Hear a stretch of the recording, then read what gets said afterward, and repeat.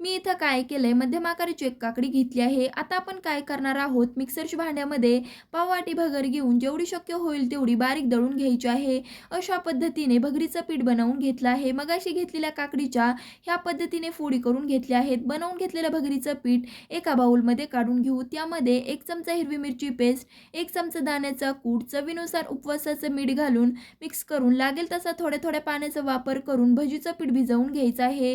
ह्या पद्धतीने पीठ भिजवून झाल्यावरती बनवून घेतलेल्या काकडीच्या फोडी घालून मिक्स करून चला तर आता आपण भजी तळू. भजी तळण्यासाठी शेंगदाणा तेल गरम केलंय. तेल चांगलं असं गरम झाल्यावरती भजी सोडून दोन्ही साईडनी अलटपलट करत कुरकुरीत होईपर्यंत तळून घेऊ. ही उपवासाची भजी बनवल्यावरती तुम्हाला सुद्धा विश्वास बसणार नाही की ही भजी उपवासाचीच नक्कीच आहे का? तर नक्कीच ट्राय करा आणि हो, रेसिपी आवडल्यास लाईक, शेअर, सबस्क्राईब करायला विसरू नका. तळून झाल्यावरती काढून घेऊ. उपवासाची काकडीची भजी तयार. धन्यवाद.